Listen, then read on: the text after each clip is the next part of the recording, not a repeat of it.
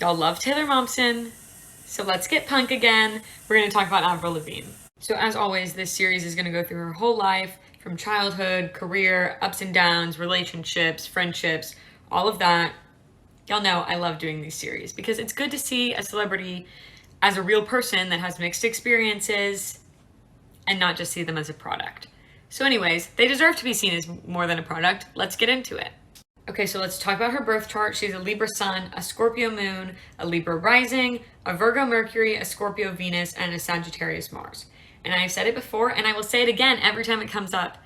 Songwriters, Scorpio Moons. Are they the same? It seems like it. It really does. There's so many of them. So Avril was born on September 27th of 1984 in Belleville, Ontario, Canada. Also embarrassing, but I did not realize that Ontario was not a city until this series. So, learning geography along the way. And before you say that I'm an American and Americans only care about America, I will have you know that in 5th grade, I got a 40 on my 50 states and capitals test, and it never got better from there. I mean, maybe a little bit, but I still don't know all the 50 states and capitals, and I don't think I could even locate all of the states on a map, so, ha! Anyways, according to Britannica, Avril's natural singing ability was evident by age 2, and that's because she was apparently singing Jesus Loves Me in the car on the way home from church one day, and her mom heard her and just knew she would be a famous singer. And she also said that her mom's nickname for her when she was younger was her little songbird, which is so cute, and her dad had a nickname for her too, which was Abby Dawn, from some street name that he saw, and she actually went by Abby in high school. Just keep that in your mind because it's going to come back later. So in 1989, when Avril was about 5, they moved to another town in Ontario called Napanee. And by age 7, Avril was singing in church, and then after that went well, her mom started taking her to country fairs, little local events, so she could keep singing. Also, it is strange for me as somebody living in the American South to think about country fairs in like Canada. I don't know, I just never even thought about that. Side note, sorry. And initially she was only singing country music and Christian music because apparently her parents carefully monitored what she was listening to and singing. But also, I mean, she was performing at places where the genre that made sense to sing was either country or Christian. And she did say that her siblings would make fun of her for like how her nose would flare when she sang and would get annoyed that she was like constantly singing. A relatable queen. She would not be relatable if her siblings didn't make fun of her. Come on. But she did say that she always knew, even from a young age, that her path was going to be in the music industry. And around 10, she started playing ice hockey. Classic Canada vibes, love it. She was actually in the boys' league for a while until like high school, and she also played baseball. And then in 1999, Avril won a contest to sing with Shania Twain. That's pretty freaking cool. Honestly, I'd be impressed and we could end the story right here, but obviously we know it goes on. Because also in 1999, Avril was singing in a bookstore and she got scouted by a manager. She was 14 at the time and she was still going to high school, but they started making tapes and sending them out, trying to get interest in her. And speaking of high school, I'll tell y'all a little bit about her high school experience. She said that she always kind of wanted to be different and stand out, and was dressing to do that in high school even before she was famous. And as I told y'all before, she also went by Abby in high school, not Avril. And she said that she was not a good student in school, that she really didn't have any motivation, and that she would always be talking, laughing, doodling, carving in her desk, getting kicked out of class. And she also said, and then when she did get kicked out of class, she was like, yes. So exciting. And high school was also when she started learning to play the guitar and started writing her own songs. Apparently her manager really encouraged her to start writing. And around this time is also when Avril started singing with Stephen Med. He was a Canadian singer, not like big time or anything, nothing crazy, but it's a slow burn. She's working her way up. And in the meantime, she also went to New York for a trip to work with network management on a demo that she could shop around to record labels. But while she was working on that demo, there was actually a rep from Arista, which is part of Sony, who watched her and then got in contact with L.A. Reid to go and see her. So L.A. Reid met with her, she sang some songs for him, and he said he had never heard a voice like Avril's and was just blown away and offered her a record deal on the spot. So at that point, Avril dropped out of high school to move to New York. And yes, even though I said her parents were conservative, they were okay with this. Were they okay with the braids? I don't know. So she dropped out of high school, stopped playing hockey, although she apparently still brings rollerblades to play street hockey like everywhere she goes. So she moved with her brother. He was kind of like her chaperone, I'm guessing. but they started working on her first album. And she was also meeting with L.A. Reid to work on the other parts of becoming a star, specifically like image and stuff. And he said that he told her that they'd normally put her with stylists and essentially make her into a pop princess, but he really liked her style and wanted her to just keep her vibe. So Avril was in New York working on her first album, but she wasn't really finding any writers that she was meshing well with, so she ended up moving to LA. So in LA, she starts actually working on the album, and at this time, everything was like hyper pop. Like Britney Spears, Christina Aguilera, NSYNC, the Backstreet Boys. It was their time to shine. But Avril wanted to do something different. And when they were doing the album, she did say that they really pushed songs on her a lot because they just kind of assumed that she was too young to be writing her own stuff, or at least writing good stuff. But she said that she had to fight to write her own music. And then on June 4th of 2002, Let Go, the album, is released. And she was 17, and this was her first album. Here it is. And what a hit it was. It really was. It really skyrocketed her to fame. She did say, though, that doing all of the stuff that the music industry and being famous entails, like interviews, photo shoots, music videos, all of that, was really awkward for a teenager. And I still can't have solo pictures of me taken without feeling uncomfortable, so I get that. The biggest hit from this album, as I'm sure you can guess, was Complicated. And the music video was also a big hit. In it, she goes up to the rest of her band who are just sitting, hanging out on a curb, as you do in the early 2000s. And she says, "Hey, you want to crash the mall?"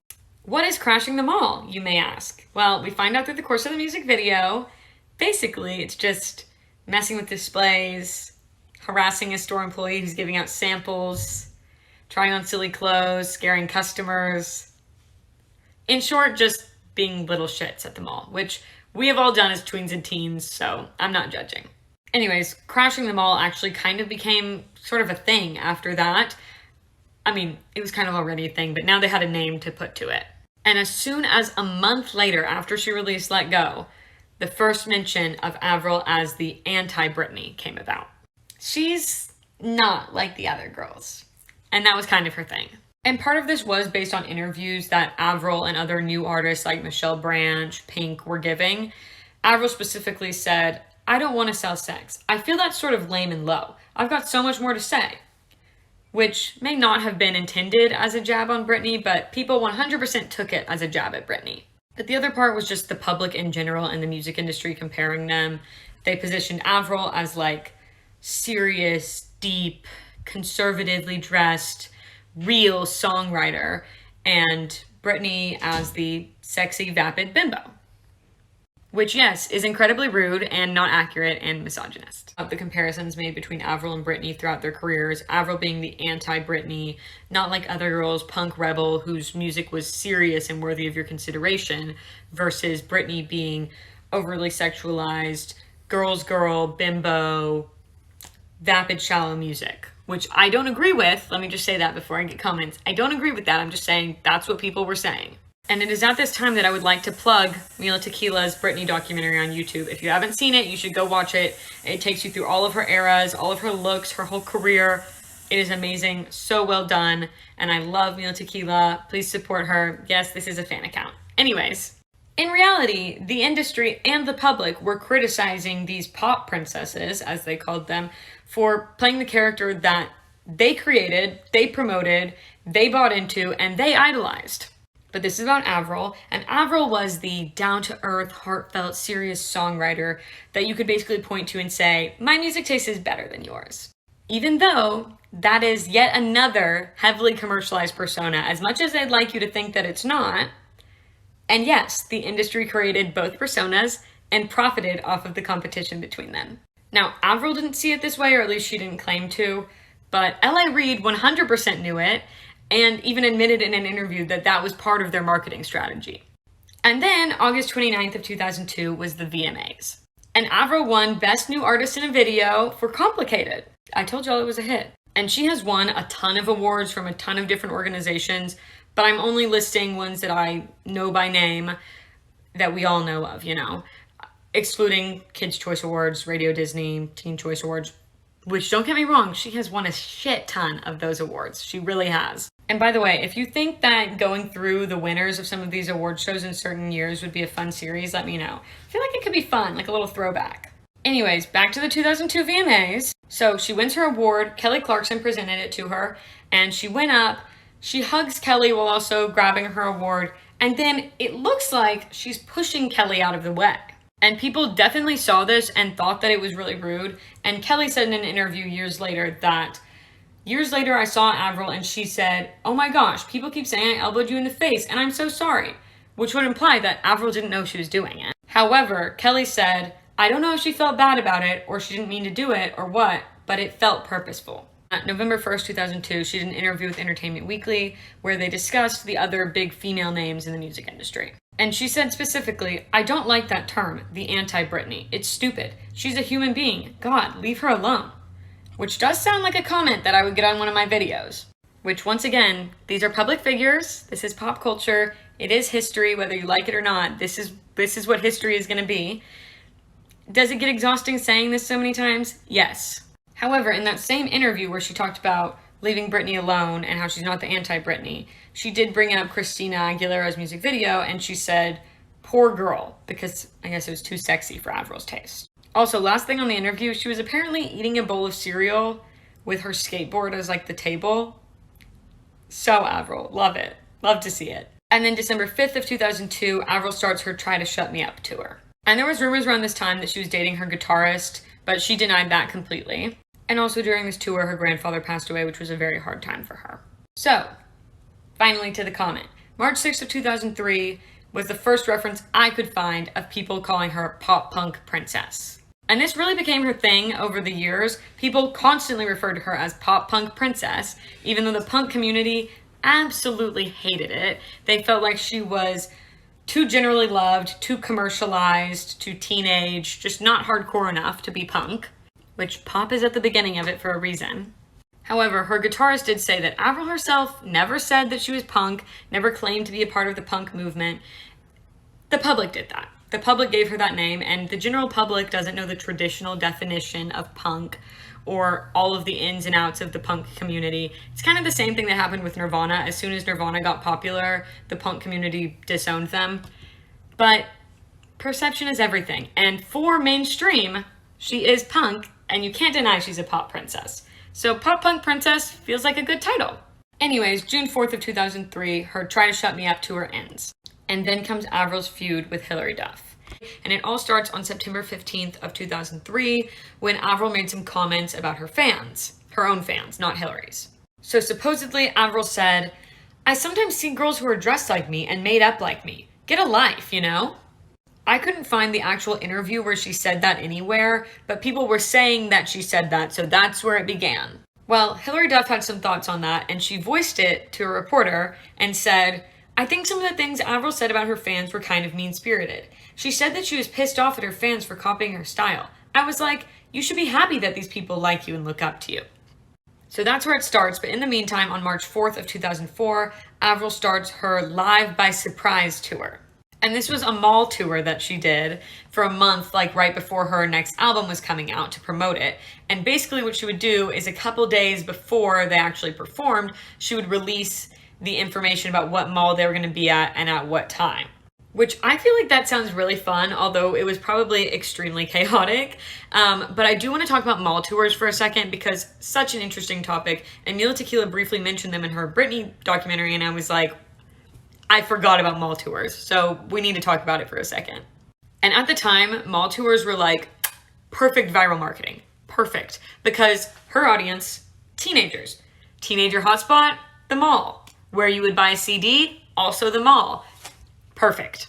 Later on though, as malls kind of went down and the internet went up and people are just buying stuff online, I say as I'm literally like stepping on packages behind me. But you can literally hear it, oh my God. Sorry, I had to kick the packages out of the way. But malls declining, internet going up, online shopping, whatever. So then mall tours continued to go for a while, but more to the benefit of the mall rather than to the artist to like promote their music. And I read an article that was talking about Glee, Twilight, The Hunger Games, all of them had mall tours. And basically they were saying that on days when celebrities came to the mall, there was a 60 to 175% increase in sales for the mall. Because people were not really going to the mall otherwise as much, but if Vanessa Hudgens is there, you're gonna go, and then maybe like you'll stick around and go to a couple stores afterwards. And I can confirm this is accurate because I lived in Houston growing up while malls were declining, and I still went to the Galleria all the time just because I knew that a lot of celebrities went to the Galleria and I was hoping that I would see a celebrity. I only saw like a couple minor ones, but it got me to the mall. So, March 21st, 2004, whilst on the mall tour, Avril does an interview with Newsweek, and they do talk about how she's been starting a lot of fashion trends that are now coming back again. I am just waiting for the like partial fishnet glove. It's coming, guys. I know it is. So here's what Avril had to say about it. She said, "I read that I was supposedly mad at my fans for dressing like me. They quoted Hilary Duff saying, Avril needs to appreciate her fans more and blah, blah, blah. I'm like, excuse me? First off, it's not even true. I never said that. And second, who the hell cares what she has to say about my fans? Whatever. Hilary Duff's such a goody-goody. Such a mommy's girl." Mommy's girl. Classic early 2000s diss. I love it. She did say, though, that she's never met Hilary. But then she said, and I'm going to say it in the tone that the reporter claims that she said it in, "But I'm sure she's really nice and really sweet. I'm sure she's all smiles." So basically, she means nice, as in like the sorority girl way, where nice means I'd rather drink expired milk than sit next to this girl. However, benefit of the doubt, that is the tone that the reporter claimed she used. Tone doesn't mean everything, but it does mean something. In this interview, she also talked more about how she's not like the sexy pop princesses in style or music. And she told a fantastic story about a guy catcalling her, so she beat him up. Not condoning violence. I don't even know if the story's true, but I did enjoy it. But Avril really went to town anytime the Hillary topic got brought up from then on out. She, at one point, told her to go screw herself on a radio show. She also trash-talked her for not writing her own songs, which Paper Mag, in their article about the feud, mentioned rightfully that you'd be hard put to find any artist that doesn't at least have help writing their songs, including Avril. And finally, she also said, "If she doesn't shut her mouth, then I'll shut it for her." Classic early 2000s Avril. Then May 19th of 2004, the album that she was promoting with the mall tour, Under My Skin, comes out. I would be lying to you if I said that I didn't repurchase American Idol Wii, in part just to sing My Happy Ending. And she said that she intentionally wanted this album to be darker, more personal, slower, and she definitely achieved that. And then in June of 2004, Avril starts dating Derek Whibley. Is that their ship name? Averick? No, okay. Never mind, I don't know why I said Eric. So in June 2004, Avril starts dating Derek Whibley, and he's the lead singer for the band Sum 41. I believe it's also a Canadian band. And at the time that they'd started dating, he was 23 and she was 18, which, yes, is only a 5-year age gap, but in my opinion, huge difference in life stages. And I know that like they're both in the entertainment industry and it is kind of different for people who are celebrities because they're all mixed up in this weird Hollywood life. So they're kind of in similar stages, but still huge difference in maturity in my opinion. And by September of 2004, we see this picture where it looks like Avril is wearing an engagement ring. But both of their publicists said, no, they're not engaged. She was a fresh 20 and he was 25. And then September 26th of 2004, Avril's Bones tour begins. And there was a funny little story from this tour because all of her background dancers were brunette except one who was blonde. So they had her dye her hair brown for it because then it would be all brunette backup dancers and then Avril is the only blonde. Which some people found to be very rude, but I don't agree with that personally. She did talk about it in an interview and she was saying, and I agree with this, it would have looked kind of off if all of them were brunette, but then there was like 2 blonde girls on the stage, because then it'd be like, which one's Avril? I mean, I know we would know which one is Avril, but it just makes more sense uniform-wise. If they had been all different hair colors, then it would have been different, but I don't know. The girl didn't seem to be offended either, so that's that. But if you disagree, feel free to comment. I don't care. Anyways, November 30th of 2004, while on tour, Kelly Clarkson drops this absolute jam, Breakaway. And guess who helped write it? Avril! And somebody did comment on the part where I was talking about the VMAs where Avril supposedly pushed Kelly and Kelly felt like it was intentional, and Avril apologized later on, but Kelly said she still felt like it was intentional. And they were saying that there's no way that was staged or that's not true because they wrote this song together.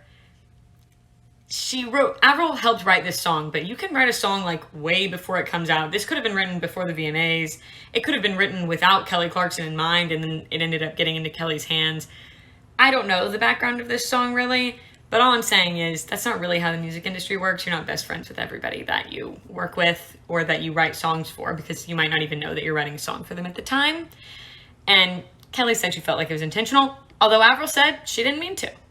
And with that being said, in the next part, we're going to talk about another little controversial part of Avril's life. This day is filled with the controversial parts, I guess.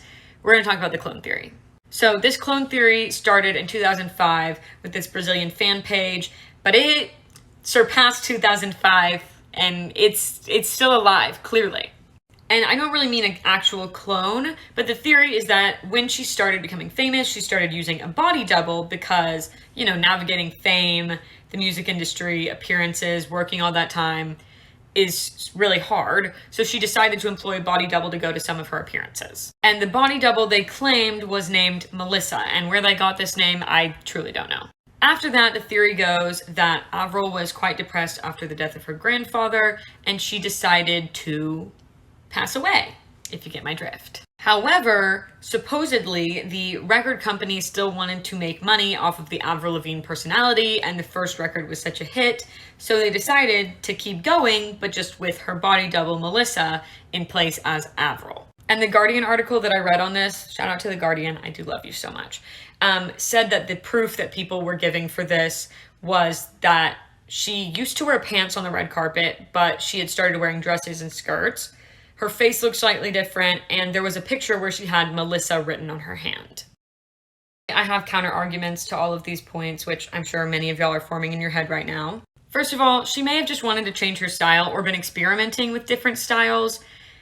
Nothing wrong with that. Also, it might have been a style change dictated by her management. Happens all the time. It's called rebranding. We know it. We've seen it. Sometimes we love it. It's not uncommon. As to the comments about her face changing, please consider that A, she started this when she was 17. Your face changes over time. If I showed y'all a picture of me at 17, it would shock you. And B, she might have had cosmetic work done. It's not uncommon, especially in the entertainment industry. There, it's like more uncommon to not have it done. And there's nothing wrong with that, okay?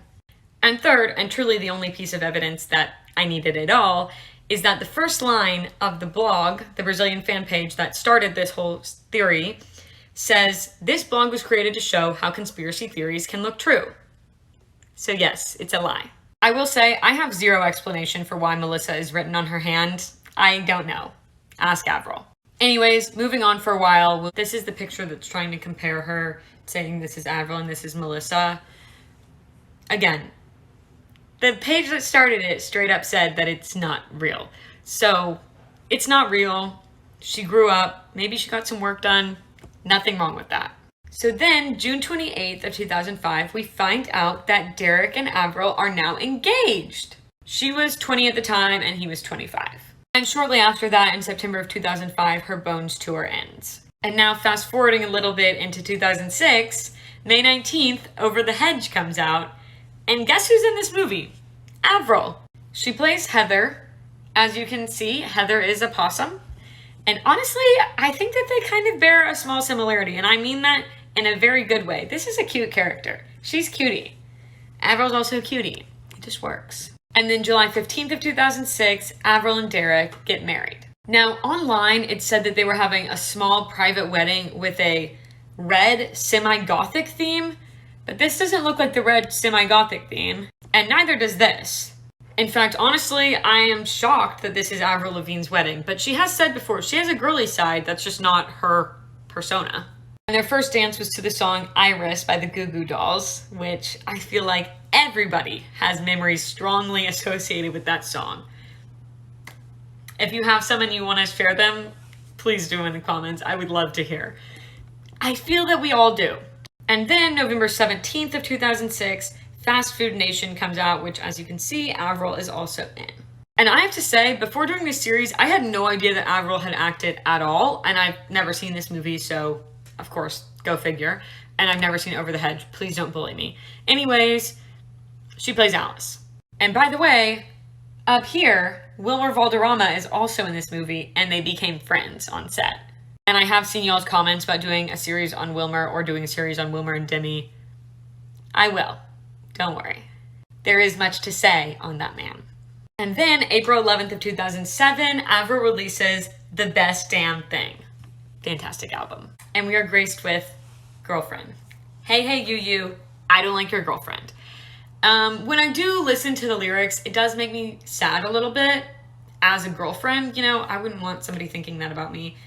I'm sure there is somebody out there, but regardless, it is a jam. And the verses, the chorus, amazing. The verses hit different. I would scream those. However, don't forget, this album also graced us with the underrated jam, Keep Holding On, which she wrote for the movie Aragon. So good. Makes me feel better every time. That being said, this album was produced with Dr. Luke, who's not a doctor, he's a producer, obviously. Silly Dr. Luke. I'm saying silly, but there are other choice words I'd like to use about him. If you're not familiar with him, you should go watch my Kesha series. And this is my last part for the day. So if you haven't seen my Kesha series and you want a little extra background for this, go watch the Kesha series so you know about Dr. Luke. Anyways, I'm not a fan of his, but that's not Avril. This is about Avril. And she did say that she was really more into the fun, fast songs for this album, and that was kind of more of her aim. This was supposed to be a really fun album. You can tell just by the cover that it's going to be. It is. She hit the mark once again. And her husband is also featured on some of these tracks, by the way. And then May 16th of 2007 is the Maxim Hot 100 party. So both Avril and Hillary would be in attendance. And I know what you're thinking. That happened 3 years ago. What are you leaving out, Lorelei? Nothing. I'm not leaving out anything. They were asked about the situation a couple more times afterwards, and they all said pretty much the same thing. As usual, Avril was acting tough because that's supposed to be her image, and Hillary was acting docile because that's supposed to be her image. Just basically publicity at work. Nothing new, nothing crazy. However, it was very clear that they were both still upset about the issue. Supposedly, both Avril and Hillary were instructed to show up at different times to avoid conflict. This is Haley Duff. If you're not familiar with her, she's Hillary's older sister. You should watch the movie Material Girls. Well, they ended up showing up at the exact same time, even though they were instructed to show up at different times. So, conflict not avoided. And as you can imagine, they were not very happy to see each other. No, not at all. The report said that there was tension and that Avril threatened to take off and was like super pissed. And although she might seem super pissed in this picture, I feel like this is her normal pose, so I don't know. After that, on July 5th of 2007, Avril gets hit with a lawsuit. The lawsuit was from Tommy Dunbar, this is Tommy, I believe, from the band The Rubinoos. And they had a song from 1978 called I Want to Be Your Boyfriend, which they thought that Avril was plagiarizing from. And this is for her song Girlfriend, obviously. And while this is a picture of them young, they actually are older at the point that this happened. This is them right now. Here's Tommy. Kind of a cute little recreation photo. I like that they're all still friends. Anyways, Avril and her team denied this. Avril's manager said that they had a musicologist in who said that there was no similarities of melody, choral progression, or meter. So go ahead and go listen to them both, sound off in the comments and tell me what you think. But I don't think that they're talking about a similarity in the actual music, but in the lyrics. Most notably, she says, hey, hey, you, I want to be your girlfriend. And they say, hey, you, I want to be your boyfriend. On this, I will say that nowadays, any song you listen to is most likely sampling, inspired by, or formed in some way or another by another song. It's pretty inevitable. But obviously, if you know you're using a song, you should be crediting it so that they can get some monetary compensation as well for their work. They did end up settling this outside of court, which does not necessarily mean that she knowingly plagiarized. More likely, it just means they didn't want to pay all the legal fees to go through a whole lawsuit about it. I don't know. I'm not really sure on this one. Y'all can tell me your opinion. On the one hand, it is a very similar phrase, but also, is it that original of a phrase or unique of a phrase? Not really. Moving on though, August 4th of 2007, the movie Flock is released. It's a thriller film and Avril is in it. She plays Beatrice Bell. And now we are jumping time a little bit. March 5th of 2008, her Best Damn tour begins. And she described it as very upbeat and the production is bigger. It was definitely a different vibe from her other concerts, and it did lead to more questions and comparisons about her and the other pop princesses of the time. She was clear though that once again, she was nothing like them because she was playing her own instruments, she wasn't really dancing, and she wasn't trying to do anything over the top. And Derek did not go on this tour with her. As you know, Derek is in a band of his own, but she did say that they were constantly visiting each other and talking, so long distance was going fine. So in July of 2008, Avril releases a clothing line with Kohl's. It was called Abby Dawn. Here's some pictures of it. As you can, not my Eeyore pants. As you can guess, if you've been watching this series since part 1, it is from her childhood nickname. I told y'all to remember it. I hope you did. And as you can probably tell, it is very Avril. She said that she wore all the clothing from her own clothing line and really liked all of it, and it was very much her. So, if you want to dress like Avril. However, not long after that, in August of 2008, Avril had a concert coming up in Malaysia, but the Malaysian government did not want her to perform. And this is very much giving me flashbacks to the One Direction series I did with the Philippines government not wanting them to perform. Although it's a slightly different reasoning, despite all of her stuff about being anti-Britney because she wasn't sexy and she's not like other girls, she's the girls next door, Malaysia said she was too sexy. And like the Philippines with One Direction, they said that they only wanted clean artists who were good role models. And even though she wasn't necessarily sexy like Britney Spears, she was her own brand of punk sexy, even if she didn't really self-describe herself as that. Malaysia did. Or maybe they just didn't want their kids to have emo phases. I'm sure that probably wasn't it, but who knows? Anyways, her publicist said that they would clean it up so that she could perform. Unlike One Direction when Zayn just left. And by October of 2008, the Best Damn tour was over. She had only been back a few days though, and already rumors were going around that her and Derek were not doing well anymore. And the reasoning? Basically, long distance is difficult, although she had just gotten back, so... But also reports did say that Derek isn't motivated in his own career, so he's been drinking and partying, sometimes with mystery women, who he seemed very close to, although the worst that we saw was like hand-holding, which isn't anything really crazy. And we are once again going to do a little time hop, because she's a private girl. September 4th of 2009, about a year later, Avril and Derek separate. And they did start on the process of a divorce, which their reasoning for was irreconcilable differences. So just classic garden variety divorce right there. She also announced on her website, and she said that she was moving forward on a positive note. Unfortunately, this man might have been that positive note. Well, who is this man? Who is this man that we see? You might recognize him from Lindsay Lohan, Demi Lovato, that 70s show. It's Wilmer Valderrama. Yep, she's hanging out with him. If you recall, they met on Fast Food Nation, the movie. They became friends. I'm not a friend of his because he routinely dates women and the timeline seems fuzzy on the legality of it, if you get what I'm saying. However, apparently on October 29th of 2009, they were spotted on a date together. And this time, she was 25 years old. Yay! Legal! He was 29. After that, for a while, tabloids were reporting that people saw them together and that they were dating. However, I do think it was just a casual thing because they weren't really seen in public together much. Definitely no like big public appearances like award shows or anything like that. And they did not have a public breakup. So to me, that means nothing special. Anyways, moving swiftly on from him, in January of 2010, Avril was a guest judge on American Idol. And from what I read online, people felt that she was kind of a harsh judge, which I feel like is just kind of Avril's brand. Maybe she didn't really mean that. I don't know. I'd be kind of interested in watching it. And then, February 4th of 2010, who was Avril out to dinner with? This man. Do you recognize this man? Brody Jenner? Odd pairing, right? Well, supposedly they were hooking up and the tabloids caught on quick. However, the sources that were talking about them said that they were keeping it low-key. However, keeping it low-key, in April, they're seen making out in a car together, and then the next day, they're at a club together, and afterwards they go and get matching tattoos of each other's initials. In May, we find out that they both got the F word tattooed on their rib cages together. More matching tattoos, very fun.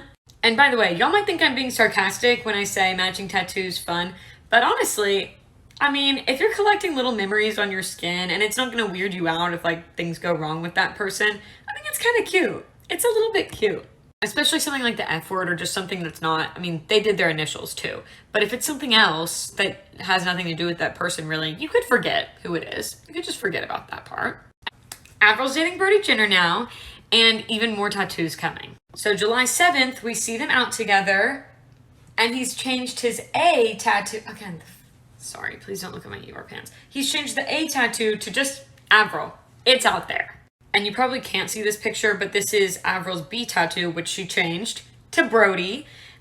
We saw it when she went to the beach because it is an under boob tattoo or like a side boob tattoo, which we love. We love those. On November 16th of 2010, Avril and Derek's divorce is finally finalized, which obviously we knew it was going to get finalized eventually if she's running around with Brody Jenner. And I'm sure Derek was doing his own thing too. But I don't know because I've been researching Avril, sorry. Right after this though, Avril decided to go to France and live there for a bit because she can, because she's Avril Lavigne. The real reason though was that she had always told her dad that she would learn French. She is from French Canada. But why go to French Canada where you're from when you can go to France? Why the hell not? Anyways, she stayed there for about a year based on all the articles that I read about it. It was kind of fuzzy. Honestly, I think she was coming back and forth a lot because she's Avril Lavigne. She's got business to attend to. And then March 2nd of 2011, Avril releases this album, Goodbye Lullaby. What the Hell is such a jam. I think it's probably the hit of this album. I don't care. My favorite one. Listened to it this morning. Sign from the universe. Sign of what? I don't know, but it's a sign. And on April 30th of 2011, Avril's Black Star tour begins. And Brody actually went with her on this tour. They're looking very cute in this photo, although the lime green is stunning to the eye. But they went together, so no long distance worries on this one. However, during that tour on June 25th of 2011, Avril is seen out on a yacht with Derek. Sorry, I'm covering her body because she's wearing a swimsuit. Yes, her ex-husband, but they were apparently just together with a group and they're friends. They clearly remain friends. And then August 2nd of 2011, Avril is doing a show in Brazil and a fan climbs on stage. And this fan just kind of threw themselves at her. You can look up the footage online if you want. Just kind of threw themselves at her. They pulled him off very quickly, but I think that it really scarred her and made an impact for future concerts and appearances to come. Yes. Avril Lavigne did hang out with Brody Jenner's family while they were dating, including Miss Kim Kardashian and, in this picture, Kris Humphries, not Jenner. Kris Jenner would have been cooler. I'll say it, I think Kris Jenner's cooler than Kris Humphries. I think we all agree on that. Sorry, Kris Humphries. Anyways, we did leave off with Avril and Brody in a relationship, and an incident occurs. So this was November 6th of 2011, and Avril and Brody were out for a night on the town. Brody had tweeted that he was having the best night with the love of his life. They're just partying it up, having a ball, being famous and rich. However, the night did not end very well because there was a fight. And I'm not exactly sure where it was because they called the police outside of the Roosevelt Hotel, but they all call it a bar brawl. So it may have happened in the hotel bar or a bar nearby. But Avril got in a fight with a girl, or that was the original telling of events. The original report was saying that Avril got in a fight with this girl and then Brody tried to break up the fight and then a bottle was smashed over his head, which injured him. However, other stories did come out later that it was actually a group of guys that were harassing Brody and calling him names. Specifically, we're going to play Jeopardy here. A women's cleansing tool that is neither necessary nor effective. Got it? Do you have it? Anyways, then apparently this group of guys attacked him. By the time police showed up, though, Brody was the only one there. Avril was no longer there. The girl that she allegedly fought in one version of the story was no longer there. So he told the cops his story and then drove himself to the hospital. And the next day, Avril tweeted out about the incident because she wanted to clear her name. So here's what Avril said. First, she tweets out, "I don't fight. I don't believe in it. To clear things up, I got attacked by 5 people last night out of nowhere. Not cool." Definitely not cool. Other words could also be used: illegal, not appropriate, horrifying. Anyways, my face is effed. And then she tweeted out again, as in black eye, bloody nose, hair ripped out, scratches, bruises, and cuts. So not okay to be abusive to others. Violence is never the answer. She's correct on that. And Brody also tweeted about the incident, saying that it was an interesting Saturday night and that he had just left the hospital with a new scar. Brody's manager was a little bit more clear though and said that it was an unprovoked attack and that police reports were being filed. And that's really all the information that we ever got on that event. So January 16th of 2012, we get reports that Avril and Brody have broken up. Supposedly Brody's reasoning, the reports were that he broke up with her basically because he was tired of touring with her all the time. He had been touring with her constantly, and he kind of just wanted to live his life for himself and not be tied to another person in their career. However, sources that were talking to the tabloids were also saying that she also lost respect for him because he hasn't done anything. So Brody wanted to do stuff for himself, and Avril also kind of wanted him to do stuff for himself, even if she was liking him touring with her. So they were on the same page there. However, the reports also said that their breakup was not bad by any means, and that Brody is trying to set the ground rules and wants to be able to work, and that maybe if they had more balance, they would get back together.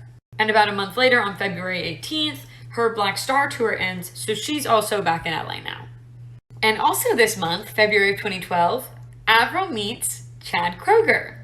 Do you recognize this man? If you don't, hold on. Just give it a second. You will. I'm going to give you another hint. Look at this graph. Yes, indeed. He is the lead singer and guitarist for none other than Nickelback. Yep. Get your laughs out now. Come on, get it out of your system. But I have to say, I'm being extremely honest and vulnerable at this point. Nickelback is not the worst music I've ever heard. It's really not. I know. I'm really speaking my truth here. And I think that if you look in your heart, you may find that Nickelback is not the worst music you've ever heard either. Really think about it. I'm not saying they're the best, but not the worst. Not as terrible as we all love to think they are. You know? Anyways, he was 37 and she was 27 when they first met. He was a skater boy. She said, "See you later, boy." He said, "Look at this graph." Just kidding. None of that happened. But they did meet in the studio while she was writing her next album. He helped her to write it. And she said that they immediately hit it off as friends. Platonically, they hit it off. Not for long though, come on. And in the next part, we will see their relationship blossom. That's the face he's making. Anyways, May 12th of 2012, we see them out together in Paris. And we know Avril loves France, but the city of love? Paris is the city of love, right? Yes? How did we miss this? But they said that they started dating in the summer, so I'm going to put it right around this time. And she said that literally the day after they made it official, he said, did I have a lisp just then? This is a really disjointed video. I'm so sorry. "You know I'm going to marry you, right?" And she said, "Yeah, I know." And that was that. And then in summer of 2012, sometime in that area, we don't know the exact date, Chad proposed to Avril. So timeline-wise, they have said that they started dating in the summer. They were in Paris in May, which makes me think that they were already dating then. But they also said that he proposed 1 month after they started dating. The tabloids reported the engagement date as August 8th and said they had a courtship for 6 months prior. So I'm a little confused timeline-wise, but let's just say summer. He proposed to her in the studio where they were working, where they met. And in the studio, she had a photo album where she was compiling pictures of like the process of making her next album. And now we know maybe also kind of them falling in love. So on the day that he proposed, he took a picture of himself with a Polaroid holding the ring box. And then he put it in her photo album with stickers that said, "Will you marry me?" And yeah, it was a very quick engagement. Like the media outlets were saying, they had a courtship of 6 months. They met each other 6 months ago. Then they started dating, I don't know when. He proposed a month later. Even though the timeline's blurry, it was fast. But does sound like a cute engagement story, I gotta say. August 21st of 2012, though, is when the whole world found out that they were engaged, because we didn't even know they were in a relationship, honestly. On the day that it happened, Nickelback just tweeted out to congratulate them, and then people just dropped the story on us that they had already done with people. And we all just collectively were confused because we had no idea that they were even dating. Here's some pictures from their wedding. It was July 1st of 2013. And yes, we did do another time hop because, again, she's a private person. They got married in France. It was a fairy tale wedding, for sure. It was in a castle. It was in a castle. They also unveiled one of their duets together at this wedding. And she said that she had sheet music from one of their duets, like wrapping around one of the cakes. And by the way, remember her last wedding, she said the red and gothic theme. Somebody pointed out that she did have a red and gothic theme at the reception. I just wasn't showing y'all those pictures, I guess. I didn't see them originally, so thank you to that person. But obviously, there was a red and black theme here. And then November 1st of 2013, Avril releases Avril Lavigne, the album. And a month later, in December, she begins the tour for that album. Now, while she was on tour in the spring of 2014 is around the time that she believes that she contracted Lyme disease. And she did not know this for quite a while, and she doesn't have an exact date on when she contracted it, but Lyme disease causes fatigue, fever, pain, and general bodily weakness. Justin Bieber also has Lyme disease. And we will talk more about that in a little bit when she figures out that she got Lyme disease, when she tells the world about Lyme disease, but for right now, she didn't even know she had it. April 21st of 2014, Avril releases the music video for her song Hello Kitty. And people were not pleased. I mean, people already didn't like this song. She did tell us that it was going to be completely different in style from her other music. She gave us the heads up there, but people were not fond of it.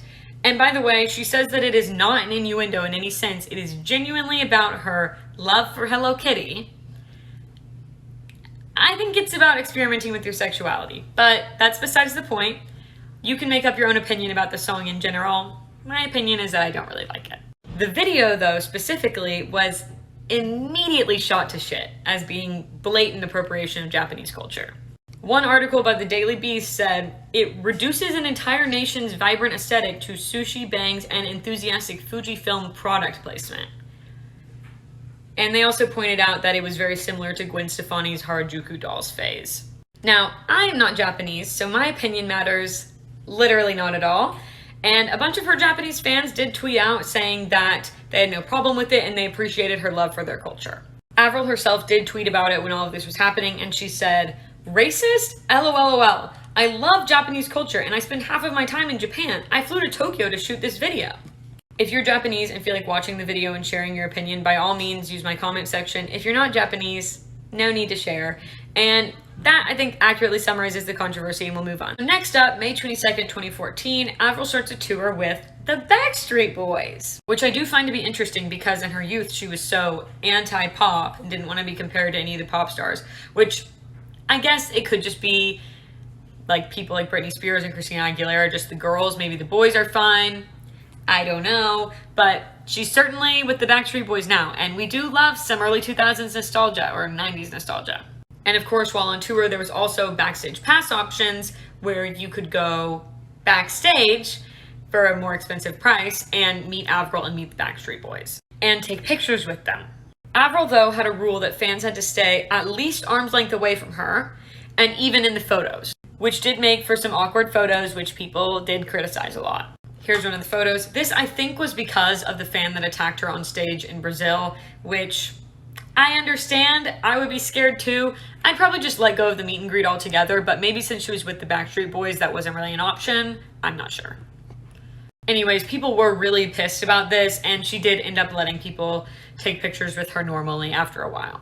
And that tour ended August 19th of 2014. About a month after that, rumors start coming out that her and Chad are on the rocks and are getting divorced. According to the sources, he had been going around LA telling people that they are divorcing. Seems like a clear indicator, but again, this is sources, so I don't know. And they never said anything about this publicly. From all that we could see publicly, they seem to be doing just fine, so we all kind of just put that out of our mind as a rumor, I think. And then in October of 2014, Avril went with some friends to Vegas for her 30th birthday. Yay. I cannot believe that this woman is 30 years old. She hasn't aged. But she was already feeling really sick from her Lyme disease, although she had not been diagnosed yet. But she had been feeling bad for some time, and October 2014, no exception. She had no idea what it was, but she said that she could barely eat, and when they went to the pool, she had to leave and go lie in bed.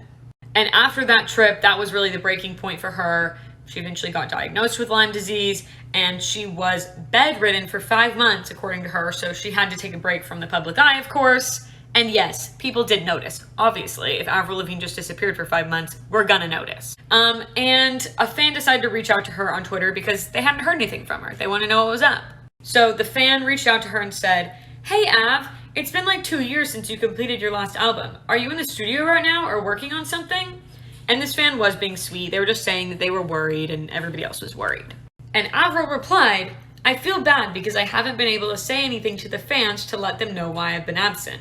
I'm torn as I'm quite private. ... I'm not feeling well. I'm having some health issues, so please keep me in your prayers." Yes, cryptic message, but does accurately summarize what was going on now that we know what was going on. Well, the fan did screenshot these messages and shared them with other fans on Twitter, and she did say that after this, she did get a ton of love and a ton of fans messaging her and wishing her good health. However, because she had been away for a while and she mentioned her health, a lot of people started to surmise that maybe she was in rehab. I haven't used that word in a while, surmise. Smart girl. Anyways, the rumor became that she was in rehab because taking time off is illegal, and if you do, you're probably in rehab. Duh. But she did put our minds at ease. On Christmas Eve, she tweeted out, "The rehab rumors are hilarious. The only thing I'm addicted to right now is Bing Crosby." Why did I sound like a Pop Sugar YouTube video the way that I said that? I'm so sorry. And finally, April 1st of 2015, Avril does an interview with People and tells the world about her Lyme disease diagnosis.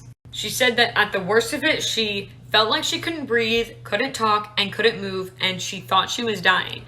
She was very grateful, though, that not only had fans noticed that she was away, because they care about her, but had also been really sweet and understanding, even though she wasn't giving them any details whatsoever about what was going on. As they should. Amazing job, Avril Lavigne fans. And at this point, when she did the interview with People, she said that she was about 80% better and she was still recovering, but she saw it as a wake-up call to start living life to the fullest and being happy.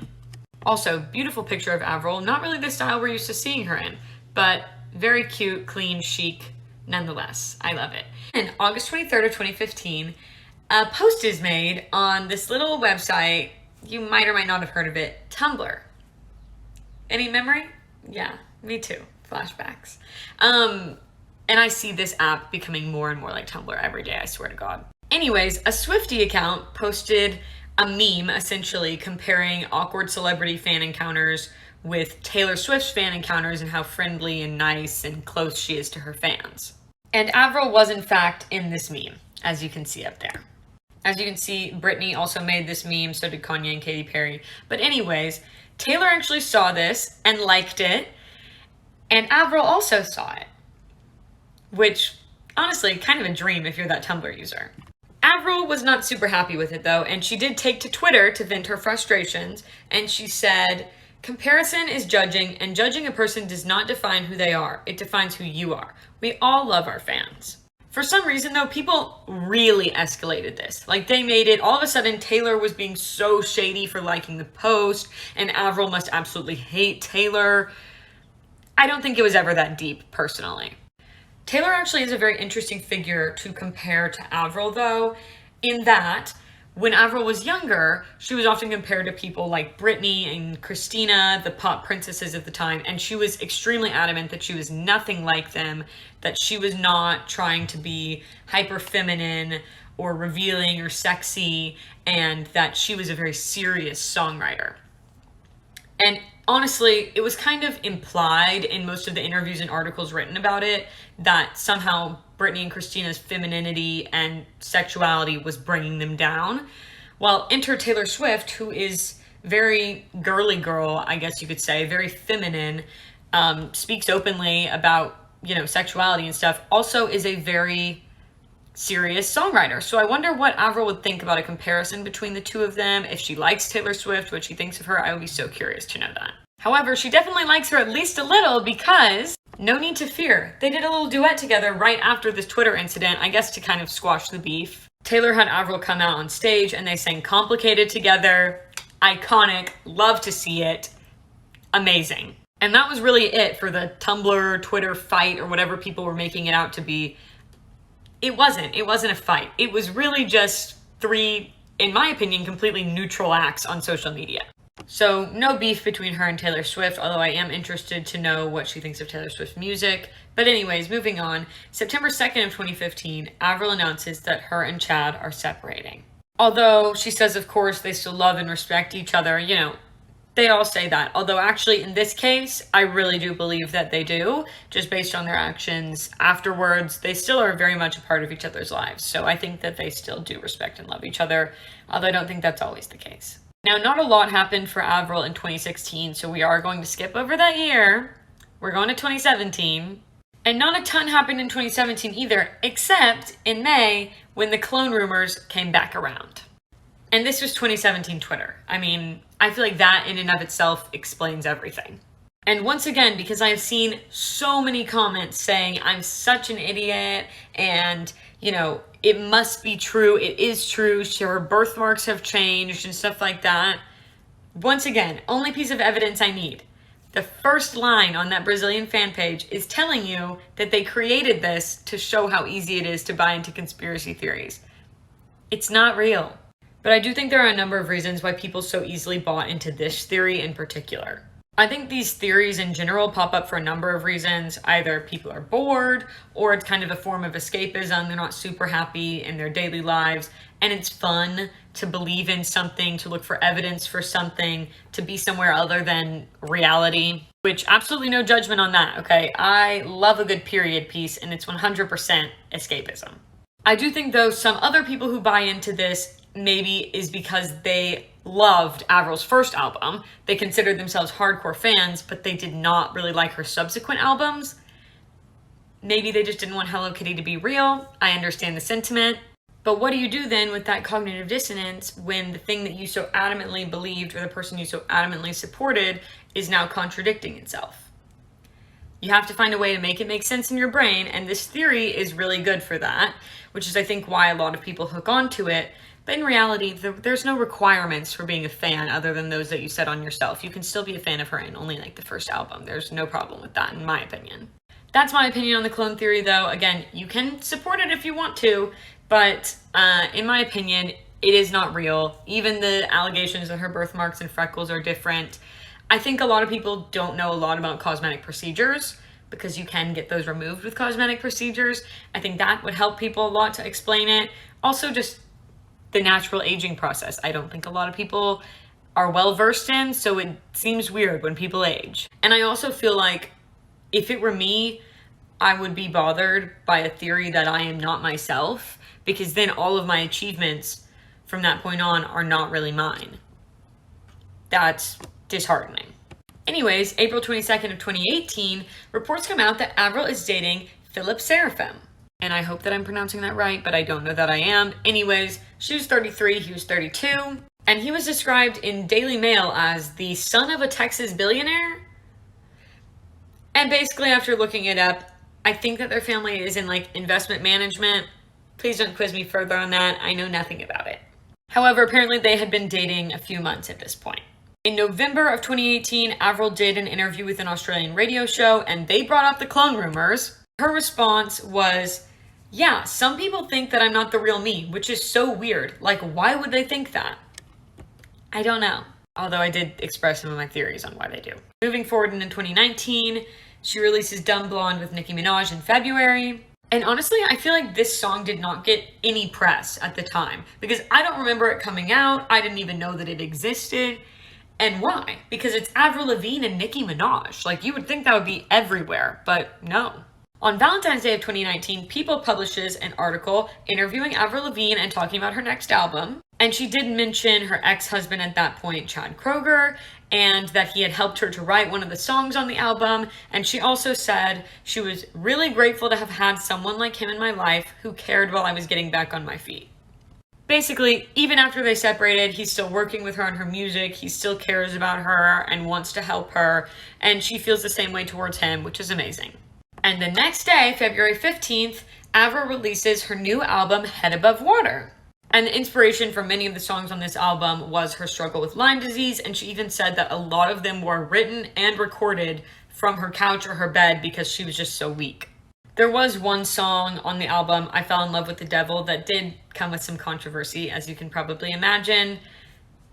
Some people were not too happy with that statement, but it was nothing major, and I'm sure that you can picture in your head what the comments were like, so we don't really need to go over that. And I know that this background is confusing you right now. I don't remember this coming out. I truly don't. This is the movie Charming. It came out on June 24th of 2019. And honestly, this is another one like her song Dumb Blonde that I am so confused as to how there wasn't that much press around, or at least I don't think there was because I had no idea it existed. But again, Avril is in fact in this movie. She plays Snow White. They must have had terrible marketing because literally Demi Lovato, Wilmer Valderrama, Ashley Tisdale, Sia. How did I not know that this existed? From the producers of Shrek, I had no idea. In September of 2019, Avril started her Head Above Water tour, and they had a band opening for her called Jaguar Twin, spelled interestingly. Not super relevant right now, but keep it in your memory because I'm saying it for a reason, obviously. However, the Head Above Water tour only lasted like a month. It ended on October 11th. They had to postpone a lot of it because the world was happening. I think we all know what I'm referring to. And in November of 2019, we find out that Philip and Avril are no more. But the girl bounced back quickly. On January 25th of 2020, she went to a pre-Grammy gala. That is a tongue twister for me, and I can't tell you why. With this guy, Pete Jonas. And he is part of the band Jaguar Twin. You know, the one that I said, please remember, that opened up for her on tour. Yeah. And apparently they seem to be very much a couple.